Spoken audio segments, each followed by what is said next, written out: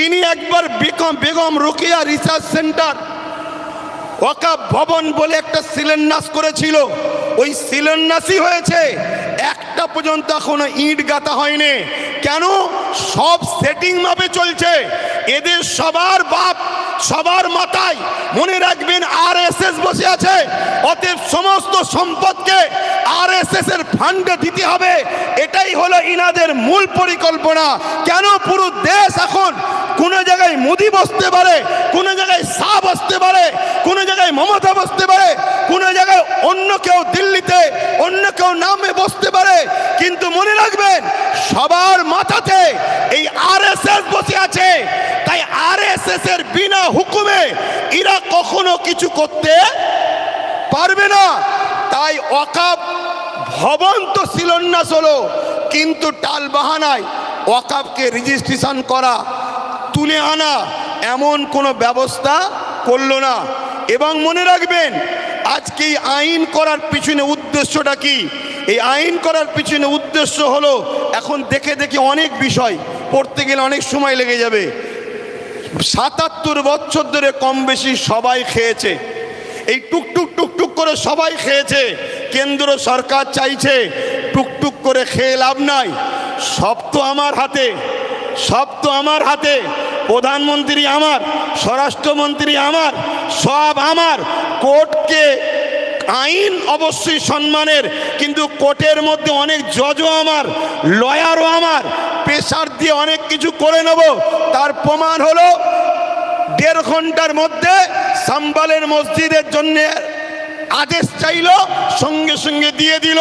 অথচ আমার কলিকাতার সেই বোনটা কোথায়? আরজি করেন কোথায়? আরজি করেন। আজকে সেই বোন ইনসাফ পেল না। ১.৫ ঘন্টার মধ্যে মসজিদের তলায় কি আছে খোঁড়ার জন্য রায় পেয়ে যায়। এটা কি সেটিং ছাড়া অন্য কিছু হতে পারে? এটা সেটিং ছাড়া অন্য কিছু হতে পারে? এইভাবে কেন্দ্র সরকার দেখছে টুকটুক করে খেয়ে হবে না, টুকটুক করে নিয়ে হবে না। সবই তো আমার, প্রত্যেক জেলার প্রত্যেক রাজ্যের সিএমও তো আমাদের, প্রত্যেক জায়গার ডিস্ট্রিক্ট ম্যাজিস্ট্রেট শুরু করে সব দপ্তরই তো আমাদের। অতএব এই সুযোগে ওয়াকাফ ২০২৪ সংশোধনের নামে ওয়াকাফ সম্পদকে পুরো কবজা করে নাও। ৪৪টা ১৯৯৫-এর যে আইন হয়েছিল তা থেকে ৪৪টা চেঞ্জ করতে চেয়েছে। তার মধ্যে কয়েকটা রিপোর্ট আপনাদের বলছি। সর্বপ্রথম ধর্মের মধ্যে বিভাজন করতে চেয়েছে, বলতে চেয়েছে শিয়া সুন্নি দুটো বোর্ড হবে। বিজেপি চায় যত মুসলমান টুকরো টুকরো হবে, ভাগ ভাগ হবে, তত বিজেপির ফায়দা হবে। তাহলে শিয়া সুন্নি দুটো ভোট করতে চেয়েছে। যারা বলে এক দেশ এক ভাষা এক ভোট, তারা আবার হঠাৎ করে ওয়াকাফকে দুটো ভাগ করছে কেন? আমাদের মধ্যে টুকরো টুকরো ছোট ছোট করে দিতে চাইছে। কি করতে চেয়েছে? এর মধ্যে চেয়েছে ২০ জনের কমিটি ছিল সেন্টারে, সেটাকে ২১ জনের কমিটি করতে চাইছে। ১১ জন অমুসলিম ভাইকে ঢুকাতে চাইছে। আমি সম্মান, শ্রদ্ধা, ভালোবাসা রেখে, সম্প্রীতি রেখে আমার অমুসলিম ভাইদের বলবো, ভাই মনে দুঃখ নেবেন না, এটা আমার ছেলের সম্পদ, এটা আমার ছেলের রুজি রুটি, এটা আমার বাচ্চার হক, আপনি মেরে নেবেন না আমার সোনার ভাই। আপনার দেবত্ব সম্পদ আছে, সেখানে যদি আমরা মুসলমান বলি আমাদেরকে ঢুকাতে হবে। খ্রিস্টান ভাইদের সম্পদ আছে, আমরা মুসলমান যদি বলি সেকুলারের নামে ধর্মনিরপেক্ষ দেশ আমাদেরকে ঢুকাতে হবে। এটা অন্যায় হবে। কেন? দেবত্ব সম্পত্তি হিন্দু ভাইদের, তাদের বাচ্চাদের অধিকার, তাদের ধর্মীয় অধিকার, তাদের সংস্কৃতি অধিকার, সেখানে যেমন আমার যাওয়াটা উচিত হবে না। তাই আমার অমুসলিম ভাইদেরকে বলবো, কেন্দ্র সরকার আজকে আমার বাচ্চার রুটি কাটতে চাইছে, আমার মসজিদের আজান বন্ধ করতে চাইছে, আমার ধর্মীয় কালচারকে মিটাতে চাইছে। তাই খারাপ নেবেন না, আমাকে কমনাল মনে করবেন না। আমি সত্য কথা বলছি, আমার অধিকার কেন্দ্র সরকার মেরে নিতে চাইছে। তাই ২১ জন কমিটির মধ্যে ১১ জন অমুসলিমকে ঢুকাবে। তাহলে সংখ্যা গুরু অমুসলিম হয়ে গেল। যে কোনো সময় বাকি ১০ জনকে ল্যাং মেরে বাদ দিয়ে দেবে। তাহলে ওয়াকাফের মধ্যে আমাদের আর কেউ রইল? জোরে বলেন। কেরলের ১৪ বছরের মসজিদ নিলাম করে কর্পোরেশনদের হাতে তুলে দিতে অসুবিধে হবে? গুজরাটের ১৩ বছরের মসজিদ ভেঙে ওটাকে অকাপ কর্পোরেশনদের হাতে, আদানি আম্বানির হাতে তুলে দিতে অসুবিধে হবে। এভাবে স্বাধীনতার আগে যত ঐতিহাসিক মসজিদ মাদ্রাসা আছে, কবরস্থান আছে, সবগুলোকে মিটিয়ে দিতে চাইছে। কেন মিটাতে চাইছে? এটা প্রশ্ন তো। এক তো লোভ, অর্থ, টাকা, আমাদের ওপরে হিংসা, এগুলো তো ইত্যাদি। কিন্তু বাস্তবটা শুনুন, বাস্তব বলে এটাই, এনআরসি এনপিআর করে মুসলমানদের ঘরে বিদেশি বলে তাড়াবার চেষ্টা করেছিল। আফগানিস্তান, পাকিস্তান, বাংলাদেশ বিভিন্ন রাজ্য থেকে অমুসলিম ভাইরা এলে তারা নাগরিকত্ব পাবে, মুসলমানরা পাবে না, এই বলে বিভাজন করতে চেয়েছিল। সেই জায়গায় আমি বলেছিলাম অবশ্যই দিন কোনো আপত্তি নাই, কেন আমি বুক ঠুকে জানি বাংলাদেশ থেকে কোনো মুসলমান ভারতে আসেনি, পাকিস্তান থেকে কোনো মুসলমান ভারতে আসেনি, আফগান থেকে কোনো মুসলমান ভারতে আসেনি। তাই আমাদের নাগরিকত্ব দিবার প্রয়োজন নয়। আমরা ছিলাম, আমরা আছি, আমরা যে এখানকার প্রমাণ দেবো কি করে? ওই যে কেরলের 14 বছরের 1400 বছরের মসজিদ বলে দিচ্ছে 1400 বছর ধরে ভারতে মুসলমান ছিল, আজান ছিল, একামত ছিল, নামাজ ছিল। ওই যে গুজরাটের 1300 বছরের মসজিদ বলে দিচ্ছে ভারতবর্ষে মুসলমান ছিল 1300 বছর ধরে, আজান ছিল, নামাজ ছিল। তাই ঐতিহাসিক মসজিদগুলোকে বিরান করে, কবরগুলোকে মিটিয়ে দিয়ে এরা সমাজকে দেখাতে চাইছে মুসলমান এদেশে নতুন করে এসেছে, তবে তো এনআরপি করে, এনআরসি করে আমাদের তাড়াতে সুবিধা হবে। কথা বুঝছেন না, বোঝেন না? তাহলে একদিকে যেমন এটা আমার ধর্মকে মিটাবার ষড়যন্ত্র, অপর দিকের পিছনে পুরো ভারতের মুসলমানদের ঘরে নাগরিকহীন করে এদেরকে গণহত্যা করার একটা ষড়যন্ত্র চলছে। মনে রাখবেন, এই জায়গায় আমাদেরকে জীবনের শেষ নিঃশ্বাস দিয়ে হলো আমাদের ওয়াকফ, আমাদের মসজিদ, আমাদের মাদ্রাসা, আমাদের কবরস্থান, আমাদের ঐতিহ্য আমাদেরকে বাঁচাবার জন্য সংগ্রাম করে যেতে হবে। এতে আপনারা তৈরি আছেন না নাই বলুন? তৈরি আছেন তো নাকি? আর মনে রাখবেন, কেন্দ্রে আজকে যে সরকার আছে, কাল বেটা মরে যাবে, অন্যজন আসবে, পরশুদিন আবার কেউ চলে যাবে, অন্যজন আসবে। কত সরকার এসেছে, কত সরকার চলে গেছে, কত রাজ্য এসেছে, কত চলে গেছে। কিন্তু মনে রাখবেন, এ দেশের একটা সংবিধান আছে, এই সংবিধান আমাদের ছিল, আছে, থাকবে। সংবিধান বলছে 1947-এ সংবিধান জানিয়ে দিয়েছে ভারতবর্ষের যেটা মন্দির, মন্দির থাকবে, যেটা মসজিদ, মসজিদ থাকবে, যেটা গুরুদুয়ার, গুরুদুয়ার থাকবে, যেটা চার্চ, চার্চ থাকবে, যেটা সনাতন ভাইদের যা যেটা যেটা ছিল 1947 থেকে ওটাকে আর চেঞ্জ করা যাবে না, ওটা ওরকমই থাকবে।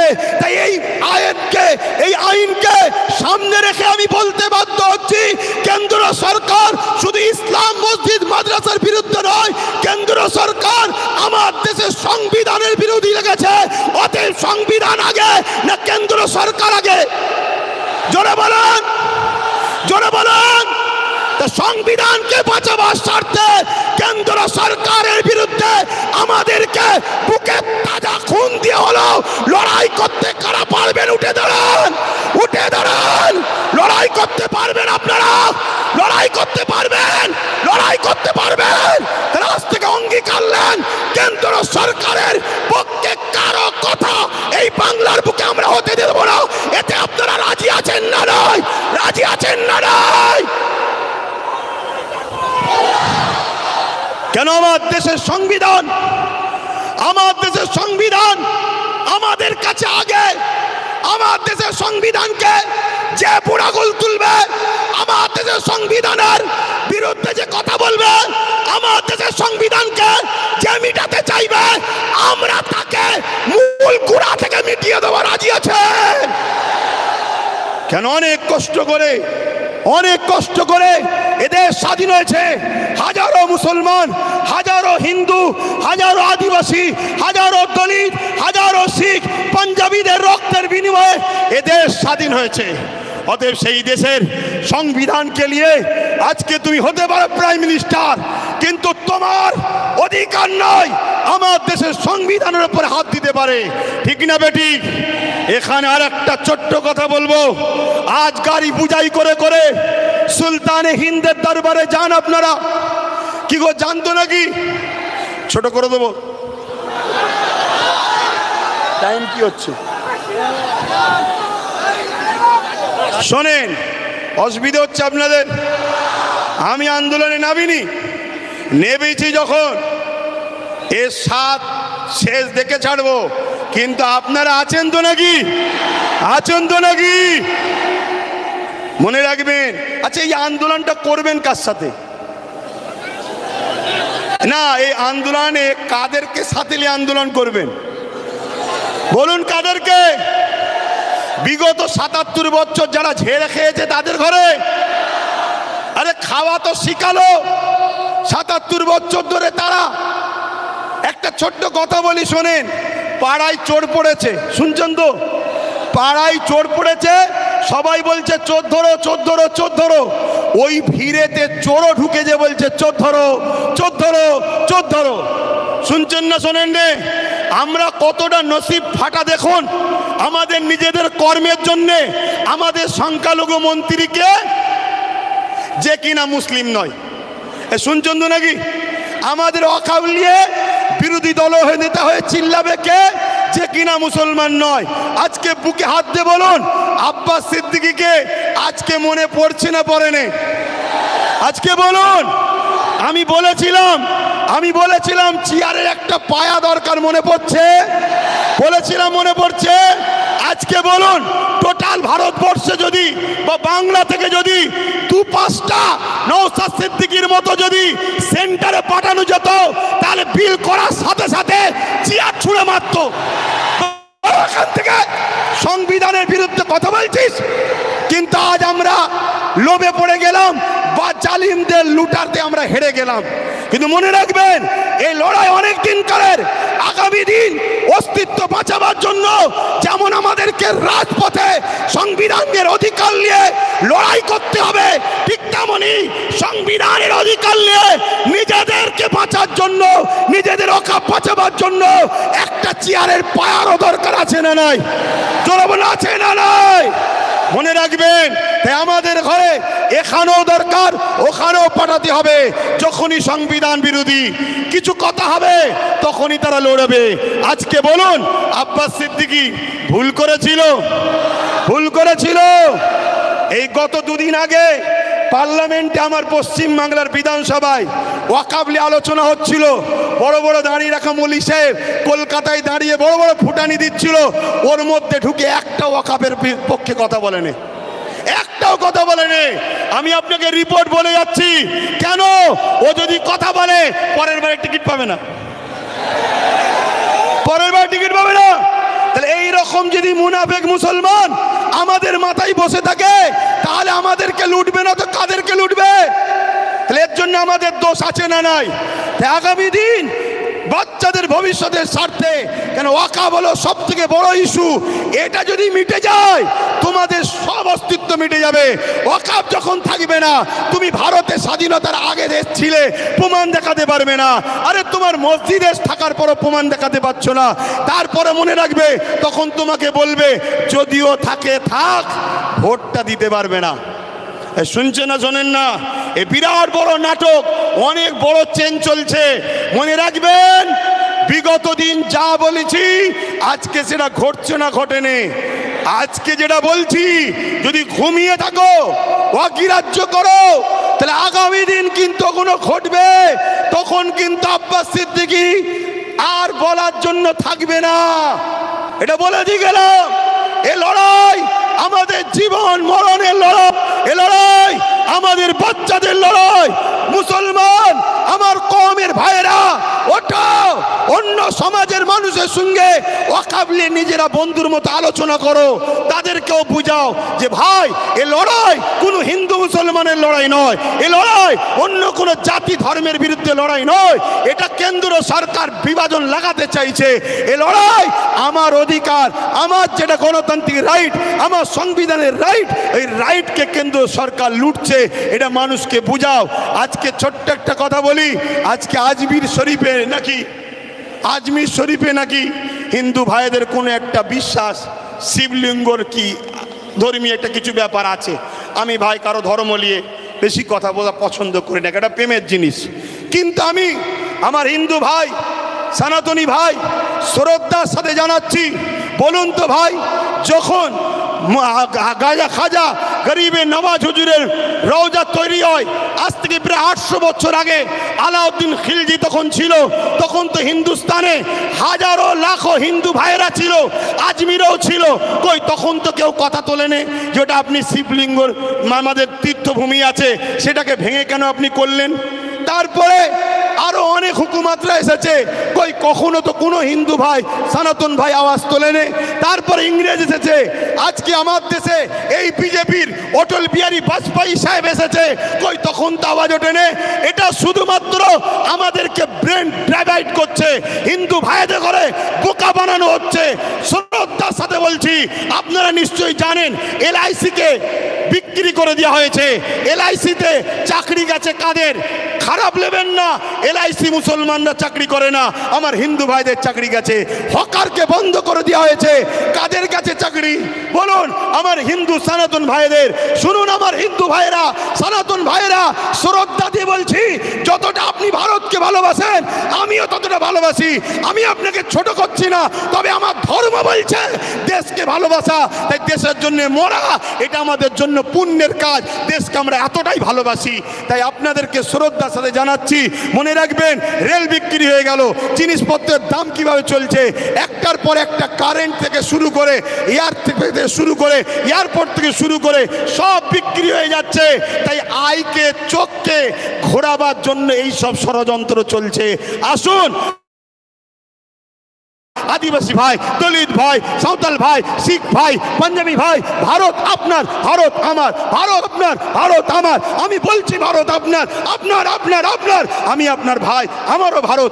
আসুন মিলেমিশে যেভাবে ব্রিটিশের কালো থাবা থেকে আমার দেশকে আজাদ করেছি, এই সকল অশুভ যারা দেশকে লুটছে এদের হাত থেকে আমরা দেশকে আবার নতুন করে ফিরিয়ে সুন্দর করে সাজাবার জন্য কাঁধে কাঁধ মিলিয়ে চলি। মনে রাখবেন আমার সনাতন ভাই, আদিবাসী ভাই, দলিত ভাই, সাঁওতাল ভাই, ভারতবর্ষ হলো একটা গাছ, একটা বট গাছ বলেন আর যে কোনো গাছ বলেন, একটা শক্তিশালী বড় গাছ। এই গাছের অনেক শিকড় আছে, এই শিকড়ের নাম একটা সনাতন, একটা আদিবাসী, একটা দলিত, একটা সাঁওতাল, একটা বাগদি। মনে রাখবেন আমার ভাইরা, একটা শিকড়ের নামও মুসলমান। যদি একটা শিকড় কাটে গাছ দুর্বল হবে, অর্থাৎ দেশ দুর্বল হবে। মনে রাখবেন আমরা কারো দয়াতে খাই না, আমরা খাই রাজ্জাক আল্লাহর দয়াতে খেয়ে থাকি।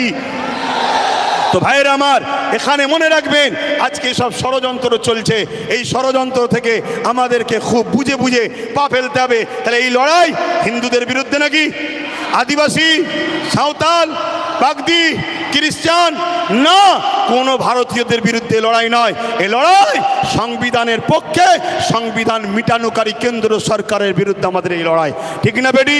আজকে রাজ্য সরকারকেও এখান থেকে বলি, আপনাকে 35 বা 36টা MP দিয়েছে আমার সরল প্রাণ ভাইয়েরা, ভালোবেসে দিয়েছে, ঠিক আছে, আপনাকে বিশ্বাস করেছে। এই বিশ্বাসের ন্যূনতম হকটা আদায় করুন। যদি আপনি বিশ্বাসের উপযুক্ত না হন, আগামী দিন আপনারও বামফ্রন্টের মতো অবস্থা হবে, সেটা পরের বিষয়। কিন্তু বিশ্বাসের উপযুক্ত হন। এই ভারতবর্ষে, এই বাংলায় 35 বা 34টা MP দিয়েছে, 34টা। মনে রাখবেন, বিল অকবার নিলে হবে না। অনেকে বলছেন অকবার নেব না, অকবার নয়। যদি ক্ষমতা থাকে, কিভাবে দিদিমণি আসার সময় পার্লামেন্টে সংবিধান উল্টো ধরে চিল্লাচ্ছিল, দেখেন না, ছিঁড়াছিঁড়ি করছিল, ওই রকম ওখানে বক্সিং মারবেন ভেতরে। কথা বুঝছেন না, বোঝেন না? শেষবার চান্স দিচ্ছি, শেষবার চান্স দিচ্ছি। এই লড়াই সংবিধানকে বাঁচাবার লড়াই, শুধু মুসলমানদের লড়াই নয়, সংবিধানকে বাঁচাবার লড়াই। আপনি সংবিধানের স্বার্থে করেন, আমাদের ভালো যদি নাও চান কমসে কম সংবিধানকে তো ভালোবাসেন, সংবিধানের স্বার্থে করেন। আরেকটা কথা রাজ্য সরকারকে বলে যায়, সেটা হলো এটাই, আপনার অনেক আইবি লোক আছে, পুলিশ বন্ধুরা রয়েছে, খবর আপনাদের কাছে চলে যাবে ঠিকই। শ্রদ্ধার সাথে বলছি, যে ওয়াদা করেছিলেন ওয়াকাফ ফিরিয়ে দাও, ফিরিয়ে দেব, এই ওয়াকাফকে ইমিডিয়েটলি ফিরিয়ে দেন। ওয়াকাফকে যারা দখল করেছে দখল মুক্ত করেন। এ কথা যখনই বলা হবে রাজ্য সরকার কি বলে জানেন? যে ওইভাবে বোলডুজার আমি চালাতে পারবো না। কিন্তু আমরা দেখেছি এই রাজ্য সরকার গরিব হকারদের করে বোলডুজার চালিয়ে ভেঙেছে। হ্যাঁ, দেখেছেন না? দেখেন না? তাহলে আমার হিন্দু ভাইয়েরা আদি সনাতন ভাইয়েরা, আমরা আপনাদের দুশ্মন নয়, মুদি দুশ্মনের নজর আপনাদের দেখাচ্ছে। চশমা খুলে ভাইয়ের নজরে দেখেন, আপনাদের জন্য আমার জান দিতে প্রস্তুত আছি আমরা, ঠিক না বেঠিক গো? হ্যাঁ, আমার হিন্দু ভাইয়েরা আমাদের নয়, তাই বলে দিলাম। তবে মনে রাখবেন, যদি কেউ মনে করেন যে আজ মনে হয় মুসলমানরা ফেঁসে গেছে, এখানে সেন্টারে আমাদের, রাজ্যে আমাদের, সব জায়গায় আমাদের, তাহলে আমি বলবো সত্য এমন একটা জিনিস, পৃথিবীর সব মিথ্যা এক জায়গায় হয়েও সত্যকে মিটাতে পারে না। কিন্তু ইনসাফের স্বার্থে, ইনসানিয়াতের স্বার্থে বলে গেলাম।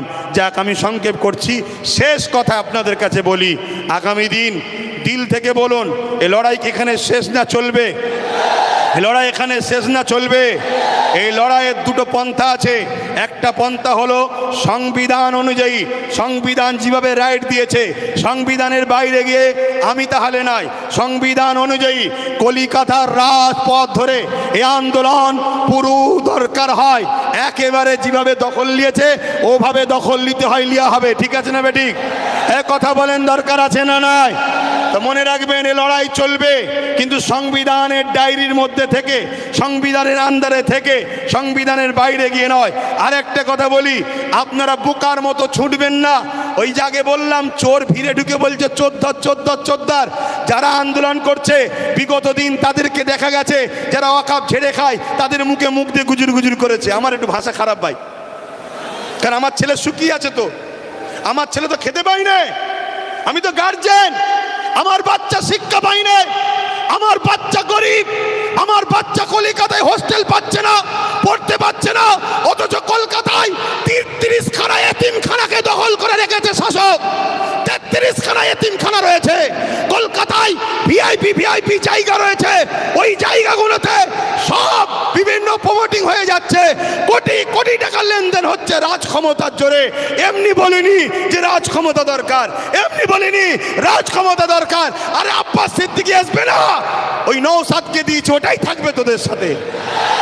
আমি আমার যেটা করছি করব, কিন্তু তোমাদেরকে ভাবাচ্ছি, তোমরা ভাবো আজকে বিধানসভায় এতগুলো তো মুসলিম এমএলএ রয়েছে, এমপি রয়েছে, এই গত পরশু দিনে আলোচনা হয়েছে, কারো মুখে কথা নেই।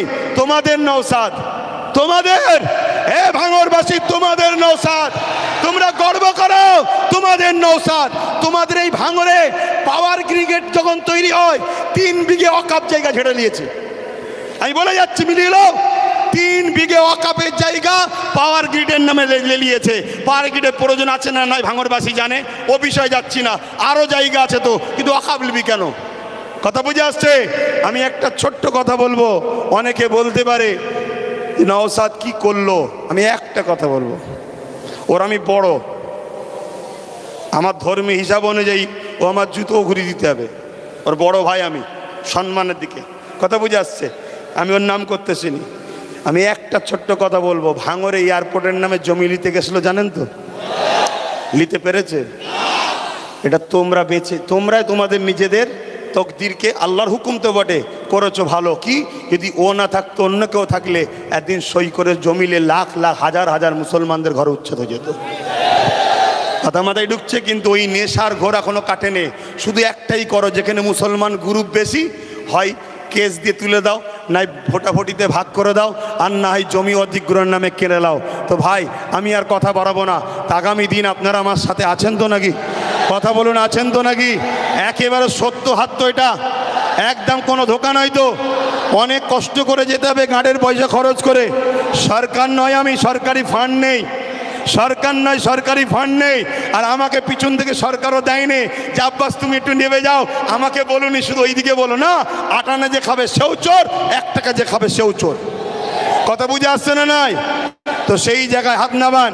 আগামী দিন ভাই আমার সবাইকে একটু সংগঠিত হতে হবে।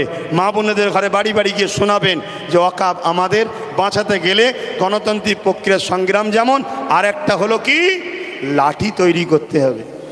লাঠি বোঝেন না? হ্যাঁ, যেখানে বিল হচ্ছে সেখানে যদি আপনার লোক থাকে, বিল ধরে ছিঁড়ে ফেলবে। বেশি কথা বললে চেয়ারের উল্টো দিক দিয়ে দেবে। ওই দরকার আছে না? নাই? হ্যাঁ, কেন তুমি সংবিধান বিরোধী কাজ করছো? এর জন্য লোক দরকার আছে। আর এই ত্যাগ স্বীকার করতে আপনাদের ঘরে একটা জিনিস করতে হবে কি, নিজেদের মধ্যে আমি বড় হব, আমি বড় হব, আমি বড় হবে স্বপ্ন ছাড়তে হবে। নিজের বাচ্চার ভবিষ্যতের জন্য আসো, সব কিছু কুরবান করো, লোভ লালসা কুরবান করো, চিটিংবাজি ধোকাবাজি কুরবান করো। 2-4টে গাদ্দারি করেছে বলে চিন্তা করনি। মনে রাখবে, ও গাদ্দারদের নিয়ে চিন্তা করার দরকার নেই। আল্লাহ যেটা করে ভালোর জন্য করে, পচা ঝাঁট বেরিয়ে যায় ভালো, কারো জন্য কোনো কিছু আটকায় না। তো যাক, কেন্দ্র সরকারের বিরুদ্ধে আমাদের এই সংগ্রাম আজ থেকে শুরু হলো 6 ডিসেম্বর, আগামী দিন চলতে থাকবে।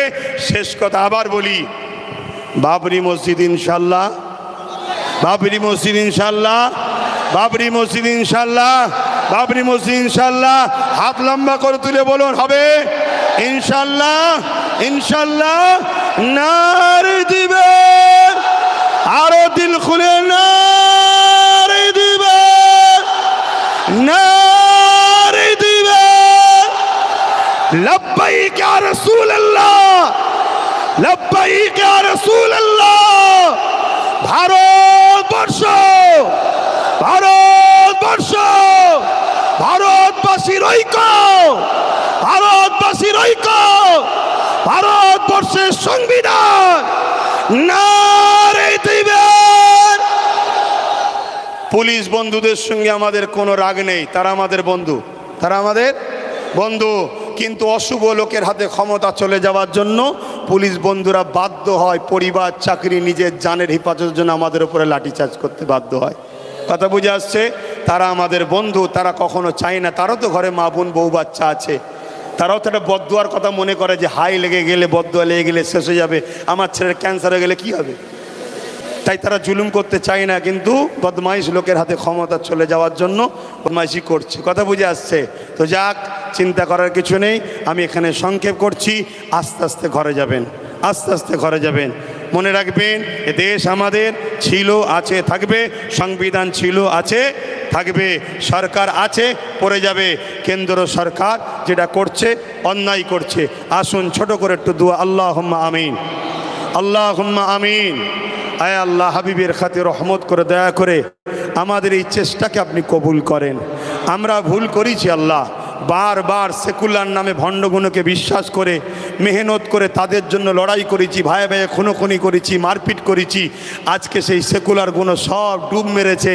আর কেন্দ্রের জালিম সরকার মসজিদ, মাদ্রাসা, দিন ইসলামের ওয়াকফের উপরে হাত দিয়েছে। মালিক, আপনার কাছে দোয়া চাই, ফেরাউন যেভাবে মিটেছে এদেরকেও মিটাবেন, নমরুদ যেভাবে মিটেছে এদেরকেও মিটাবেন, সাদ্দাত যেভাবে মিটেছে এদেরকেও মিটাবেন। মালিক, আমার দেশকে এই জালিমদের হাত থেকে হেফাজত করুন। আমার দেশের সেনাবাহিনী, পুলিশ বাহিনী, বিএসএফ বাহিনী যারা সংবিধানকে নিয়ে চলে, তাদেরকে সুস্থ জীবন দিন, তাদেরকে পরিবার বাচ্চাদেরকে হাসি খুশিতে রাখেন। আমার দেশের সনাতনী, হিন্দু, জৈন, খ্রিস্টান, শিখ, পাঞ্জাবি, বৌদ্ধ, সমস্ত ধর্ম বর্ণের ভাষার মানুষ সবার মধ্যে মানববন্ধন দিন, সবাইকে মিলেমিশে রাখেন। এই তামাম কায়নাতের সৃষ্টিকর্তা আল্লাহ, জানি আপনি আমাদেরকে পরীক্ষা নিতে শুরু করেছেন যে তোরা আমাকে কত ভালোবাসিস দেখব। আল্লাহ, আপনার পরীক্ষায় যেন আমরা নিজেদের জানকে দিয়ে হলেও এই জালিমের গদিকে তুলতে পারি, এই ক্ষমতা আপনি আমাদেরকে দেবেন আল্লাহ। আয় আল্লাহ, আপনি আমাদেরকে পরীক্ষা নিচ্ছেন, পাশাপাশি আপনার কাছে ভিক্ষা চাই, আপনি আমাদেরকে আরও কামিয়াবি দেন। এখান থেকে দোয়া আছে আমার ছোট ভাইকেও আপনি কামিয়াবি দেন, আরও যারা নাই পরাণ সত্যের সাথে কাজ করছে তাদেরকেও কামিয়াবি দেন। মালিক, ধোকাবাজ, চিটিংবাজ, প্রতারণাকারী, ছদ্মবেশী, মুনাফিক মুসলমানদের থেকেও আমাদেরকে সতর্ক থাকার তৌফিক দেন। আমার রাজ্যকে সুন্দর রাখুন, ভালো রাখুন, নিরাপদে রাখুন। প্রশাসন বন্ধুদেরকে আল্লাহ তাদেরকেও সুন্দর জীবন দেন। তাদের উপরে অনেক চাপ পেশার, তারপরেও দোয়া চাই মালিক তাদের পক্ষ থেকে যারা নিরপেক্ষভাবে কাজ করে তাদেরকে ভালো রাখবেন। আর যদি কেউ গায়ের জোর, পাওয়ারের জোর দেখায় মালিক, তার বিচারও আপনার কাছে দিলাম মালিক, আপনি তাদের বিচার করবেন। এই সাধারণ মানুষকে আপনি হেফাজত করবেন। এই সংগঠনের ছেলেদের প্রচেষ্টাকে কবুল করুন। আমিন। লা ইলাহা ইল্লাল্লাহ মুহাম্মদ রাসূলুল্লাহ। আসসালামু আলাইকুম।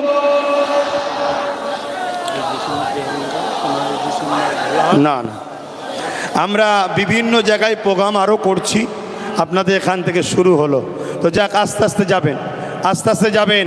যেদিন আমি কলিকাতায় ডাকবো খবর পেলে একটু সময় দিতে হবে, আশা রাখছি, আশা রাখছি। আস্তে আস্তে যান, আস্তে আস্তে যান। আসসালামু আলাইকুম।